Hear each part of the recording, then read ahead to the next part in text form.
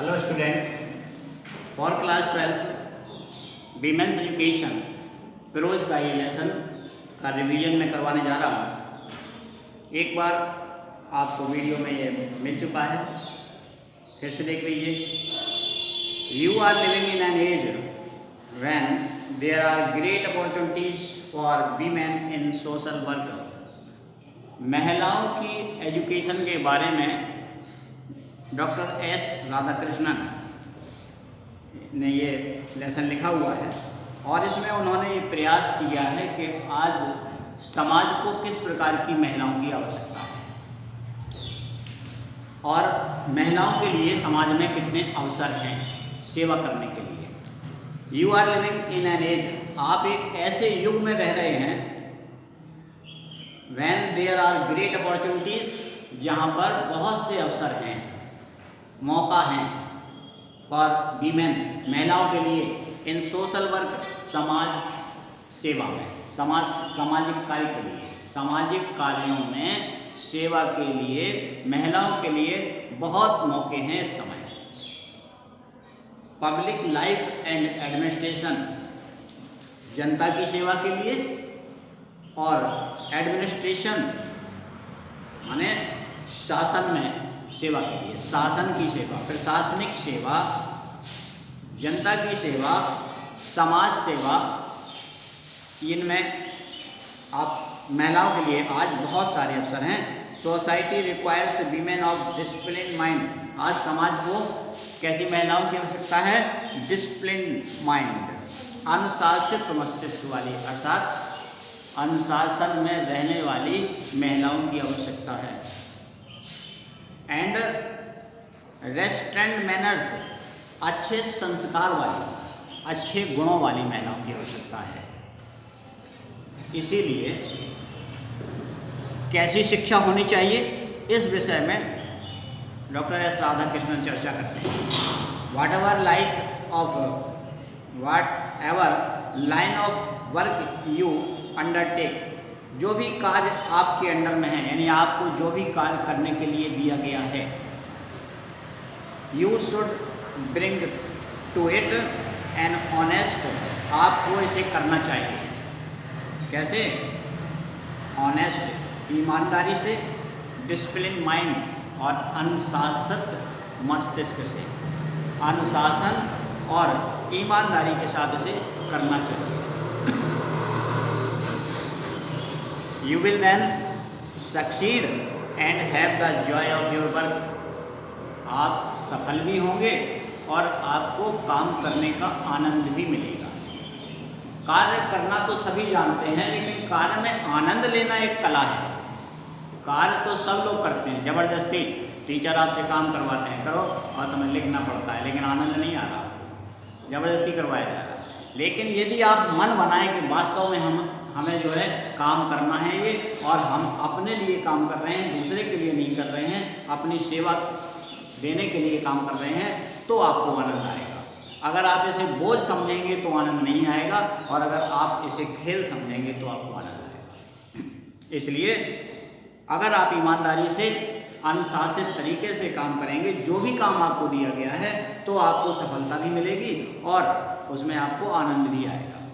आपने secret of success का lesson जो पढ़ा था, उसमें भी यही बताया गया था कि अगर हम काम में दिलचस्पी लेंगे, अपना काम में अच्छे मन से करेंगे, तो वो जल्दी हो जाएगा, अच्छा हो जाएगा, और आपको उसमें आनंद भी आएगा।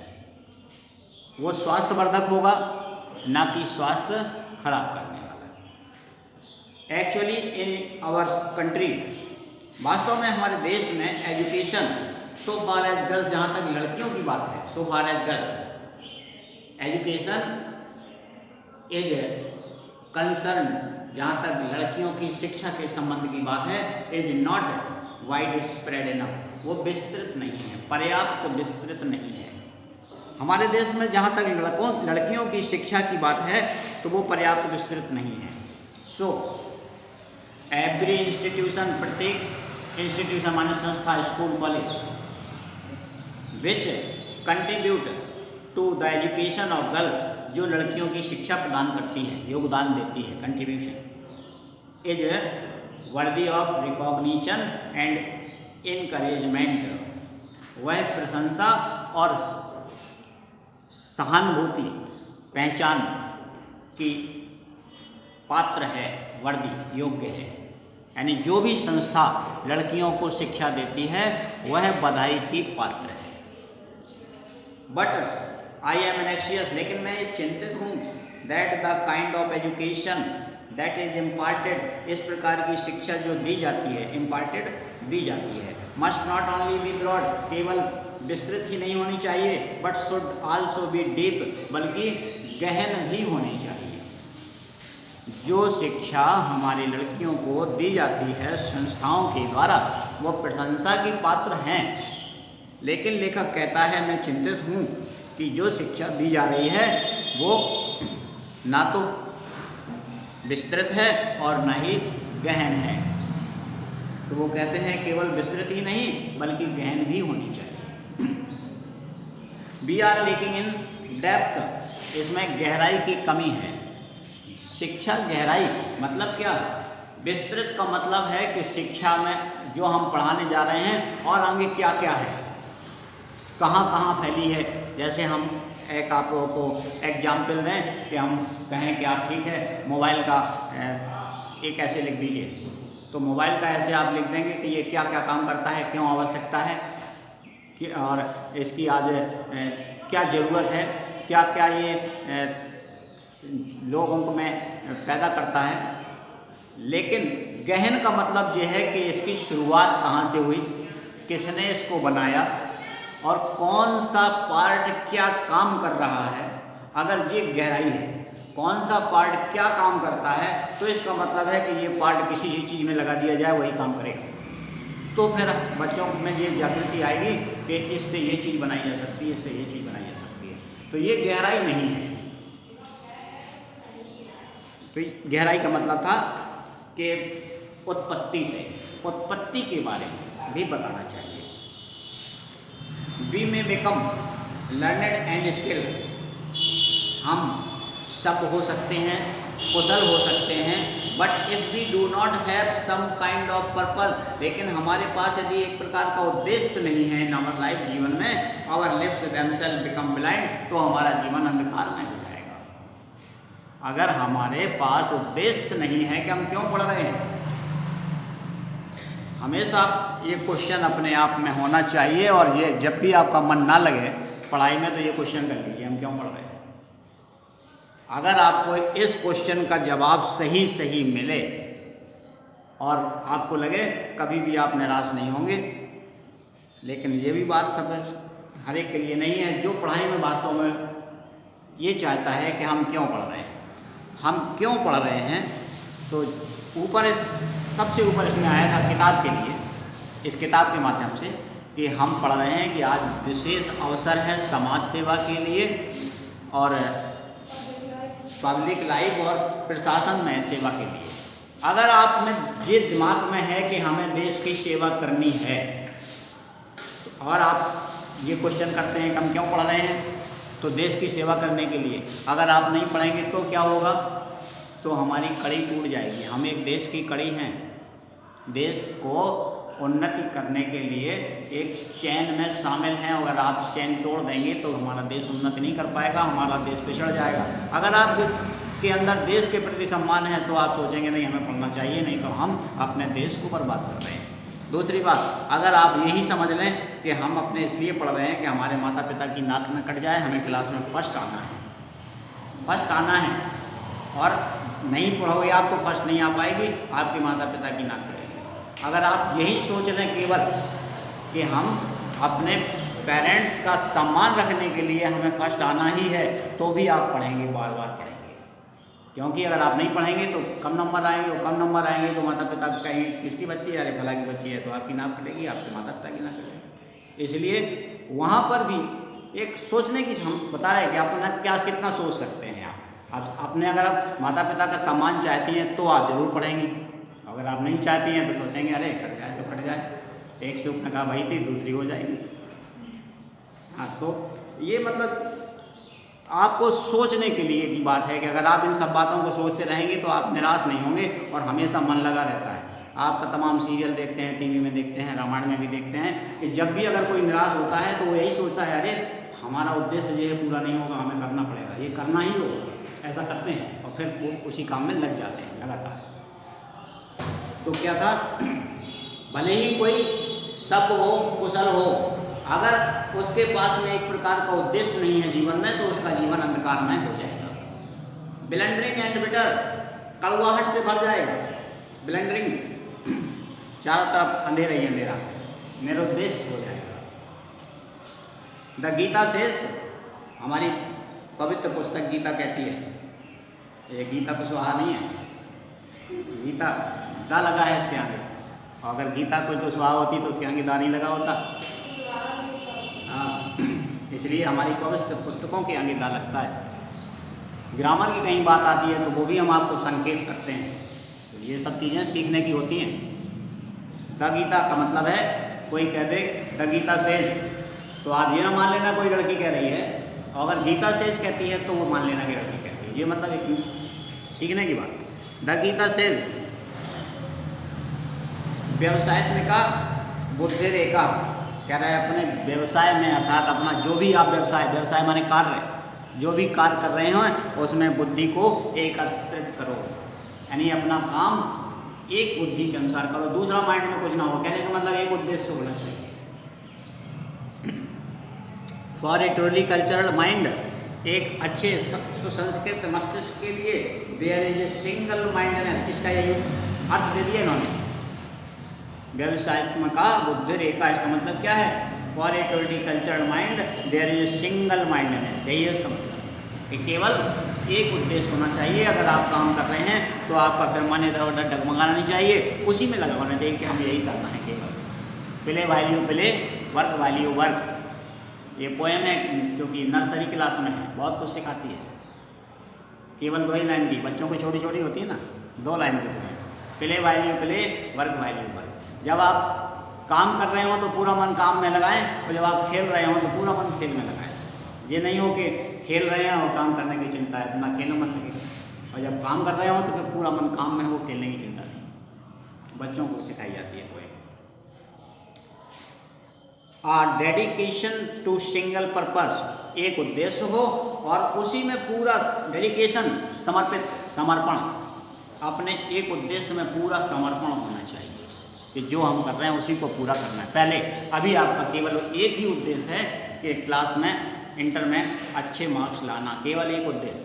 ना आपको ये उद्देश्य रहना चाहिए अभी कि हमें क्या बनना है, हमें किसका फार्म भरना है, आगे साइंस साइड जाना है या आर्ट साइड जाना है, कोई उद्देश्य नहीं। केवल एक ही उद्देश्य समय होना चाहिए कि हमें इंटर अच्छे नंबरों से पास करना है। इसके बाद दूसरा उद्देश्य होगा आपका। पहले एक उद्देश्य पूरा करें फिर दूसरा उद्देश्य। For our cultural mind, uncultural mind, जो सुसंस्कृत मस्तिष्क नहीं होते हैं, the whole life is scattered, तो उनके लिए पूरा जीवन बिखरा रहता है, क्योंकि वो एक बात सोच नहीं पाते हैं। वो सोचते हैं चलो ये हो जाएगा, ये नहीं हो जाएगा तो ये सही, तो ये उनका पूरा life is scattered in many direction, कई दिशाओं में वो भटकते रहते हैं। बहुशाखा हाइनाथिका, यानी जिस प्रकार से बहुत सी शाखाएं, एक चौराहे पर खड़ा व्यक्ति चारों तरफ के रास्ते पर देख रहा है कि हम किस रास्ते पर जाएं उसे पता नहीं, तो वही स्थिति हो जाती है जिसका एक उद्देश्य नहीं होता है। Therefore it is essential, इसलिए ही ये आवश्यक है that the education which you acquire in these institutions should give you not merely learning and skill but endow you with a definite purpose in life। जो शिक्षा आपको इन संस्थाओं में दी जा रही है वो केवल आपको कुशलता बनाने वाली ही ना हो, बल्कि एक जीवन के निश्चित उद्देश्य को पूरी करने वाली होनी चाहिए। इंडो, एक उद्देश्य को पूरा करना। What that purpose is, जो भी उद्देश्य हो, you have to define for yourself, अपने आप निश्चित करें। आप जो भी उद्देश्य बनाए स्वयं बनाएं, किसी के कहने पर ना बनाएं कि अगर किसी ने कह दिया कि नहीं आप टीचर बनो और आप टीचर के लिए चल पड़े ना। आपका जो मन हो जिसमें आप जहाँ जो कुछ बनना चाहते हो अपने अनुसार सेट करें उसको। Yourself it is said, ये कहा जाता है that vidya gives you viveka, विद्या आपको विवेक देती है, विद्या आपको विवेक देती है। तो इसका मतलब विद्या और विवेक अलग अलग हैं दोनों। कुछ लोग कहते हैं आपके अंदर विवेक ही नहीं, विवेक तो विद्या तो हुई, लेकिन यहाँ तो दो हैं। विद्या गिव यू विवेका, विद्या आपको विवेक देती है। विवेक माने है थिंकिंग पावर, सोचने की शक्ति, और विद्या माने है ज्ञान, दोनों अलग अलग हैं। तो ज्ञान से आपको सोचने की शक्ति मिलती है। विमर्श रूपणी vidya gives you a sense of what is right and help you to avoid what is wrong. यही है विद्या गिव्स यू विवेका। विद्या आपको ये सेंस देती है, ये बुद्धि देती है कि क्या सही है और क्या गलत है, गलत से बचने की ज्ञान देती है। You must try therefore to find out what is required of you in this generation. इसलिए जब आप उद्देश्य बनाएं तो आपको ये ध्यान रखना चाहिए कि इस जनरेशन में, इस पीढ़ी में क्या ज़रूरत है। मतलब उद्देश्य सेट करते समय आपको सब कुछ ध्यान में रखना होगा। आपने सोच लिया कि हमें डीएम बनना है, तो सबसे पहले डीएम बनने के लिए आपके अंदर क्वालिटी है, क्षमताएं हैं, इतना पैसा है, मतलब सारी चीज़ों के बारे में सोच लें। यदि सारी चीज़ों के में आपका हाँ हो तब आप ठीक है बन लें डीएम, कोई दिक्कत नहीं। अब ये सोच ले अंकिता हमें दरोगा बनना है, तो पहले सोचें हमारी हाइट है। मतलब कहने का उद्देश्य ये था कि उद्देश्य ऐसा बनाएं जिसमें आप योग्य हो, सक्षम हो। वही तो कह रहे हैं कि इस पीढ़ी के अनुसार जो जरूरत हो, a purpose which hold good centuries ago may not hold good today. जो उद्देश्य सैकड़ों साल पहले था वो हो सकता है वही उद्देश्य आज पूरा ना होता हो। ये क्यों लिखा इन्होंने? ये इसलिए लिखा कि अधिकतर देखा किसान के बच्चे किसान हो जाते हैं, दुकानदार का बच्चा वही दुकान में ही बैठने लगता है, टीचर का बच्चा टीचर बनना चाहता है। मतलब जो वर्षों से उसके घर में होता आ रहा है वही उसका उद्देश्य बन जाता है। तो हो सकता है वह उद्देश्य आज की जनरेशन में फिट ना बैठता हो। जिनके बच्चे मान लीजिए किसानी कर रहे थे, अब करते करते पहले उनके पास 100 बीघा ज़मीन थी, आज एक के हिस्से में 2 बीघा पड़ रही है, क्योंकि जनरेशन तो पड़ रही है। तो अब वो 2 बीघा करने वाला खेती करके क्या करेगा, वो उद्देश्य उसके लिए निरर्थक हो गया। जो मूर्तिकार मूर्ति बनाता था, आज वो मूर्ति मिट्टी की मूर्ति कोई वैल्यू नहीं है। आज तो सोने चांदी की मूर्ति लोग भगवान के घर में रखते हैं। तो इसका मतलब वो मूर्तिकार का पेशा अपने आज की पीढ़ी के अनुसार चुनना चाहिए कि उसके लिए क्या ज़रूरतें हैं, हमारी ज़रूरत पूरी होगी या नहीं। तो इसलिए लिखा है कि 100 साल पहले का उद्देश्य हो सकता है आज की जनरेशन में ठीक ना बैठे। In view of rapidly changing condition of our country, हमारे देश की तेज़ी से बढ़ती हुई दशा को देखते हुए, इन व्यू ऑफ हमारी देश की तेज़ी से बदलती हुई तस्वीर को देखते हुए वर्षों पुराना जो उद्देश्य था हो सकता है आज की जनरेशन में वो ठीक ना बैठे। एंड ऑफ द वर्ल्ड, इसी प्रकार संसार की बदलती हुई तस्वीर में, सो द पर्पस, इसलिए वह उद्देश्य which you adopt in your life, जो अपने जीवन में आप अपनाएं, must be adopt to the relevant needs, यानी त्वरित आवश्यकताएं, आज की आवश्यकताओं के अनुसार, ऑफ द प्रेजेंट जनरेशन, वर्तमान जनरेशन के अनुसार होना चाहिए। यहीं तक आप लोग टिक लीजिए और इसके बाद आप कल पढ़ेंगे।